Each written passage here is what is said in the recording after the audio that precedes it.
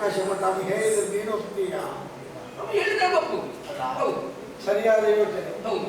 ಮಕ್ಕಳ ಮಾತು ಅಮೃತಕ್ಕೆ ಸಮಾನ. ಅಯ್ಯೋ, ಅಲ್ಲವೇ ವಂಚನೆ ಇಲ್ಲ, ನಿಷ್ಕಲ್ಮಶವಾಗಿರುವಂತಹ ಹೃದಯವನ್ನು ಹೊಂದಿದ್ದವರು.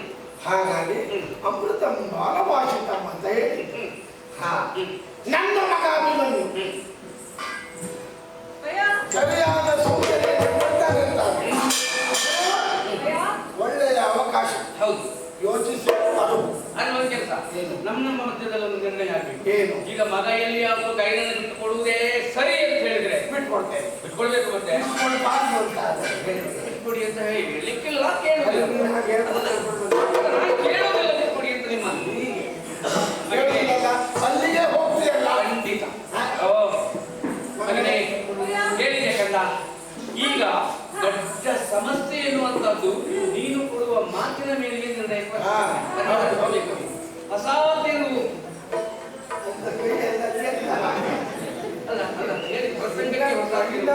ಏನೋ ಸಂಶಯ ಬರ್ತದೆ. ಕೇಳಿ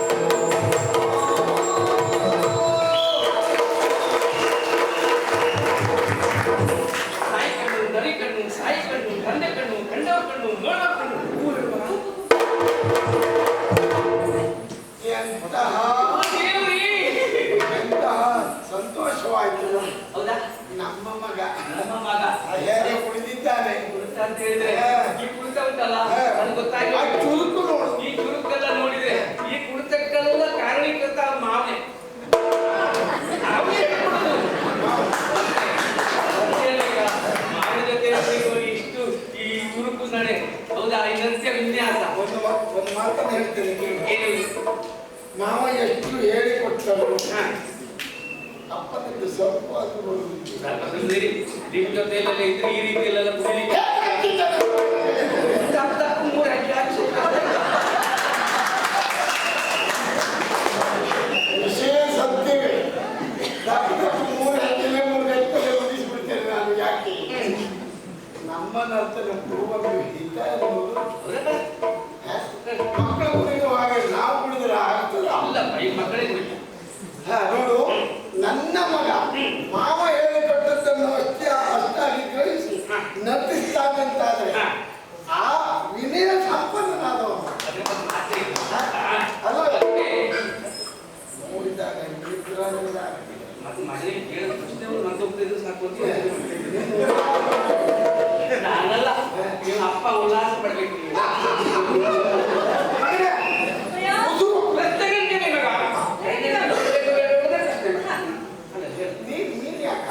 ಮತ್ತೆ ಮಕ್ಕಳಿಗೆ ನನ್ನ ಮಾತನ್ನು ಆಲಿಸಬೇಕು. ನಾನು ಅದಕ್ಕೆ ಇದ್ದಮ್ಮ ಈಗ ತಪ್ಪಿನಲ್ಲಿ ಪಾಲಿಸಬೇಕು.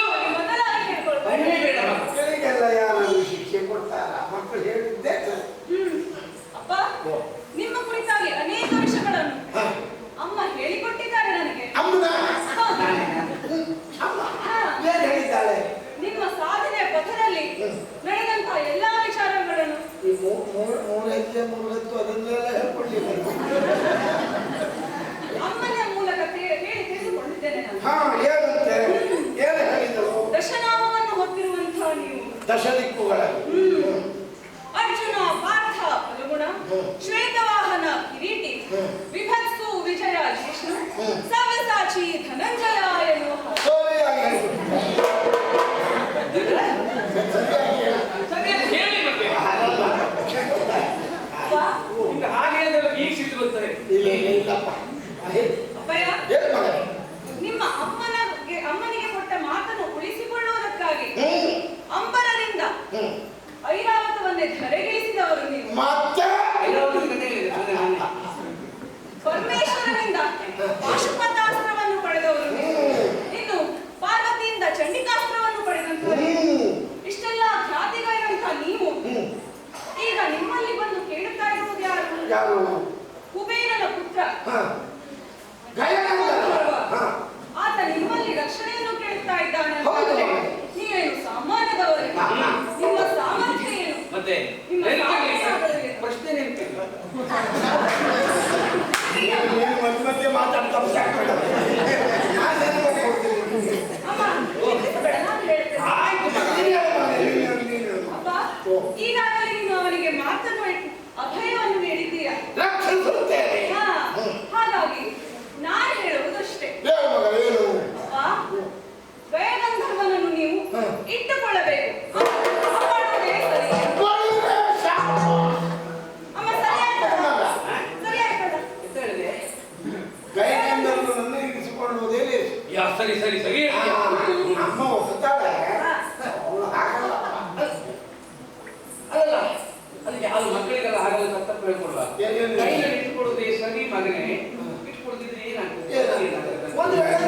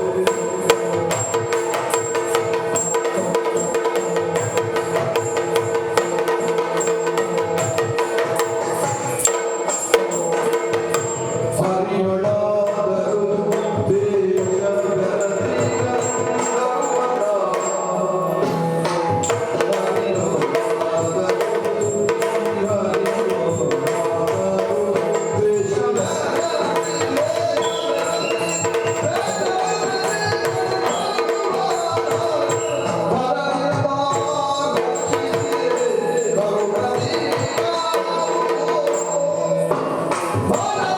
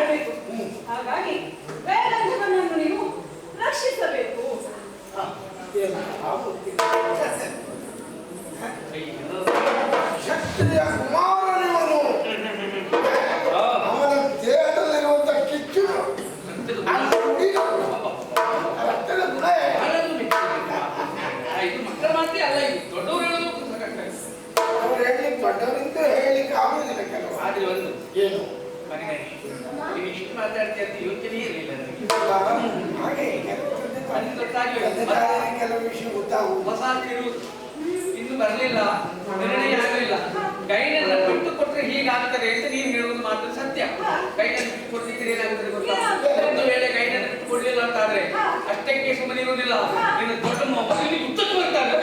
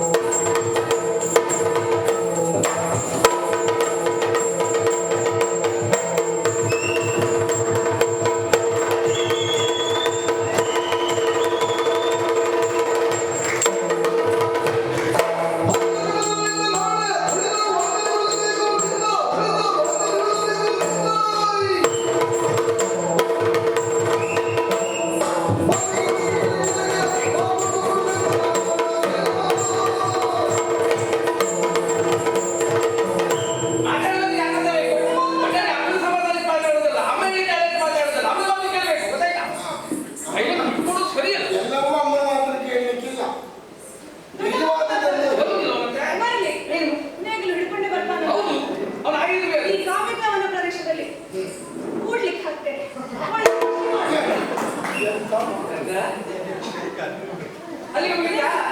ಅಲ್ಲಿಗೆ ಮುಗಿದೋಯ್ತಾ? ಪ್ರತಿಜ್ಞೆ ಮಾಡಿದವರಿಗೆ ಮಾವನು ಅವನು ಸುಮ್ಮನೆ ಇರುವುದಿಲ್ಲ. ಚಕ್ರದ ದಾರಿಯಾಗಿ ಬರ್ತಾನೋ ಯಾಕೆ?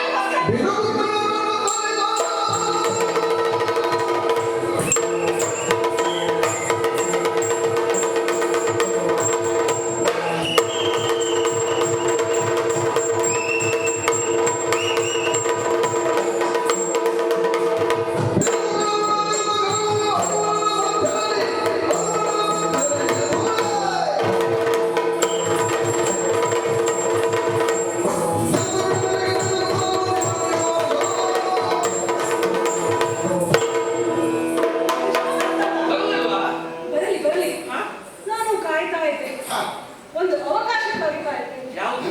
ಅವನಿಗೆ ಒಣ ಹುಳಿ ಉಂಟು. ಹೌದಾ? ಉಂಟು ಅವನಿಗೆ. ಏನು? ಯಾವುದು? ಅವನು ಅವನ ಮಾವನನ್ನು ಕೊಂದು ಕಂಸಾಂತಕ ಅಂತ ಎನಿಸಿಕೊಂಡ. ನಾನು ಅವನನ್ನು ಕೊಂದು ಕೃಷ್ಣಾಂತಕ ಅಂತ